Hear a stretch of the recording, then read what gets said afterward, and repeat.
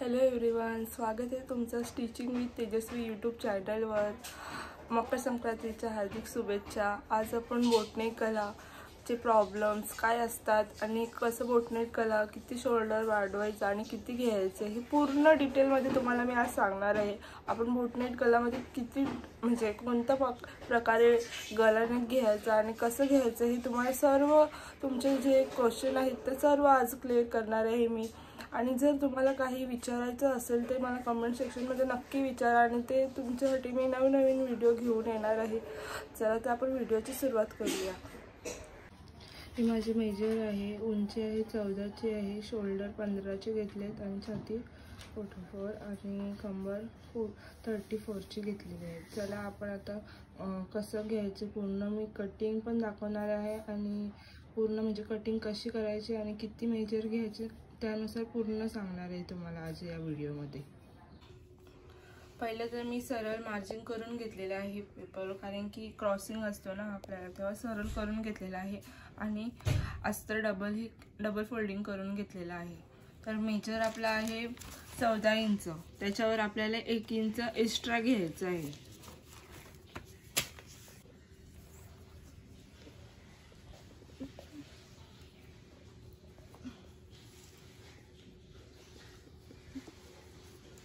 आपण 15ची मार्जिन करून घेतलेली आहे। त्यानंतर आपला शोल्डर आहे 15 शोल्डर आहे, तर 15चा आपल्याला अर्धा करायचा आहे। तर 15चा अर्धा येतो 7.5, तर आपल्याला शोल्डर घ्यायचे आहेत 7.5, कारण की आपल्याला ब्लाऊज शिवताना जे आपण बोटनेक गळ्याचे ब्लाऊज शिवतो त्याला आपल्याला शोल्डर एक्स्ट्राच घ्यायचा असतो, मेजरनुसार शोल्डर वाढवून घ्यायचा असतो। त्यानंतर खालून जो आर्महोल आपण रेडी करतो त्यानंतर आपल्याला 7ची मार्जिन करून घ्यायची आहे।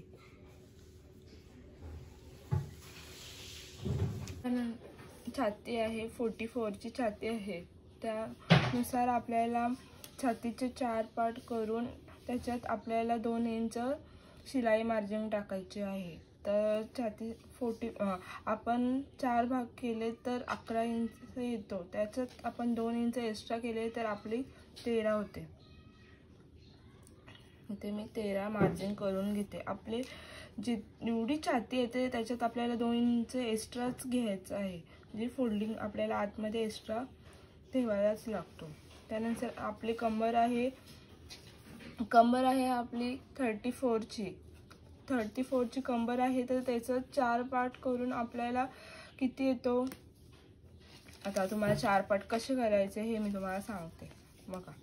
तर 34ची आपली छाती आहे हां, त्यानुसार मी 4 पार्ट करत आहे। किती आला 8.5 आला, त्याच्यात आपण 1 इंच टाकलं टक्ससाठी। त्यानंतर आपल्याला 2 इंच फिटिंग मार्जिन एक्स्ट्रा ठेवायचा असतो। मग किती घेतलं आपण 11.5चं घेतलं मार्जिन।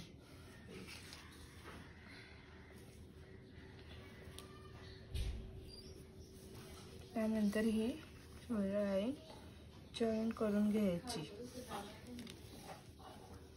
त्यानंतर आपल्याला खालून इथून अर्धा इंच घ्यायचा आणि हा इथून ते इथपर्यंत आपल्याला ह्याचा निम्मे घ्यायचा असतो, म्हणजे अर्धा परफेक्ट दोन्ही साईडून निम्मे घेऊन इथे मार्जिन करून घ्यायचं।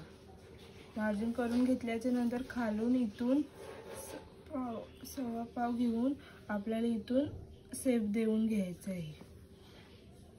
आता ही 2ची मार्जिन इथून घ्यायची, म्हणजे जो आपला मार्जिन आहे ना त्यानुसार आपण इथून पूर्ण बरोबर सेफ बसतो।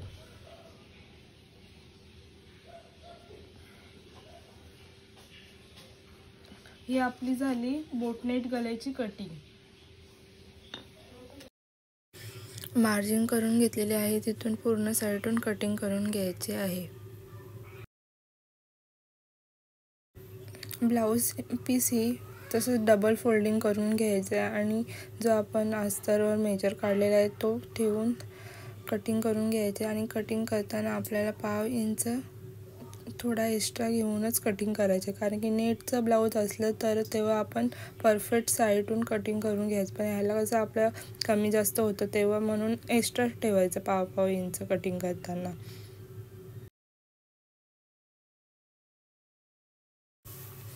शोल्डरवरून आपल्याला घ्यायचे 4 इंचाची मार्जिन आणि त्यानुसार खालून 3 इंचाची मार्जिन करून आपल्याला राऊंड शेप द्यायचा आहे.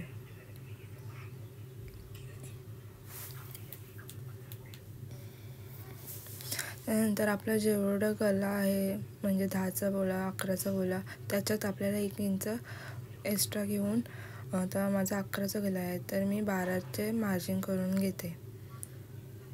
त्यानंतर खालून 3.5चे मार्जिन करून आपल्याला बॉक्स रेडी करायचा आहे. आणि जो आपण बॉक्स रेडी करू त्यानुसार आपल्याला तुम्हाला जो आवडेल नेक त्यानुसार तुम्ही कोणताही पॅटर्न रेडी करू शकता. या बॉक्स रेडीनुसार तुम्ही, आता मी खालून 3 इंचाची मार्जिन घेतलेली आहे, तर तुम्ही 4 इंचाची मार्जिन केली तर एक्स्ट्रा होऊन जाईल, तर खूपच मोठा गला नेक होईल. तर जसं तुमची बॉडी मेजर असेल त्यानुसारच आपल्याला हा शेप घ्यायचा असतो.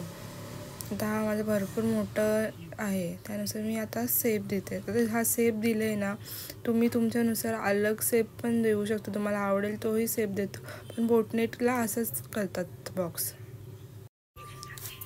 टक्सचं मार्जिन करून घ्यायचे आहे. 5 मार्जिन करून 5, 5.5, 6 आणि वरून घेतलेलं आहे 3.5 इंचाचे. दोन्ही साईडून सेम असेच मार्जिन करून घ्यायचे आहे. त्यानंतर आपल्याला जो आखलेला नेक आहे तिथून आपल्याला कटिंग करून घ्यायचं आहे पूर्ण साईडून जो आखला आहे त्यानुसार.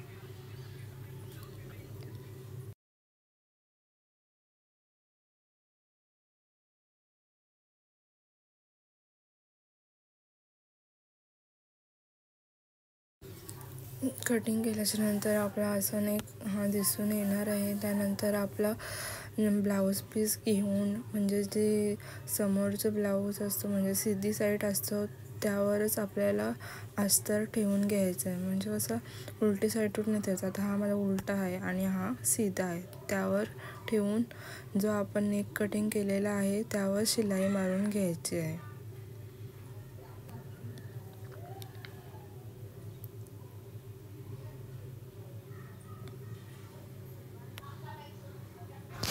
शिलाई मारायची पहिला तुम्ही पिनअप करून घ्या 4 साईडून, मग ती शिलाई परफेक्ट बसेल आणि सेफीनुसार असं बसेल. आता मला तर सवय झाली आहे म्हणून मी पिनअप केलं नव्हतं, तुम्ही पिनअप करून घ्या.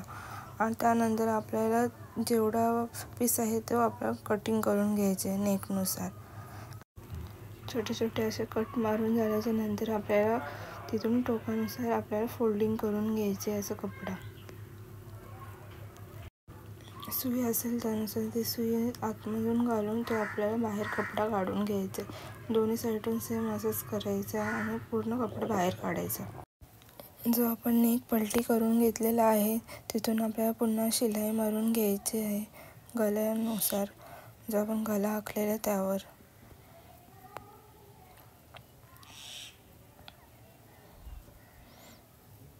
त्यानंतर आपल्याला अस्तर ब्लाऊजला जॉईन करून घ्यायचं आहे. आणि जो आपला एक्स्ट्रा कपडा दिसतोय जो राहिलेला आपण 5 इंच दिलेला का परफेक्ट शिलाई बसायसाठी, तो आपल्याला कटिंग करून घ्यायचे आहे 4 साईडून. पुन्हा जे आपण टक्सचे मार्जिन केलेले ते पुन्हा दोन्ही साईडून सेम शिलाई मारून घ्यायचे आहे डबलची. अशी आपण फोल्डिंग पट्टी रेडी केलेला आहे आणि जिथून टक्स आहे केलेला तिथे आपल्याला डबल फोल्डिंग करून दोन्ही साईडून दोन्ही टक आहे तिथे सेम टू सेम तसंच फोल्डिंग करून पुन्हा उलटी पट्टी करून शिलाई मारून घ्यायची आहे. अशा प्रकारे आपला बोटनेक गला रेडी झालेला आहे. आणि वर मी हुक लावलेला आहे, तिथे तुम्ही बटनसुद्धा लावू शकता, फॅन्सी बटनसुद्धा लावू शकता. मी हुक लावलेलं कारण की कस्टमरला तसंच हवं होतं म्हणून मी तसंच केलेलं आहे. असंच तुमच्यासाठी नवनवीन व्हिडिओ तुमच्यासाठी घेऊन येत जाईन. Thank you for watching my video.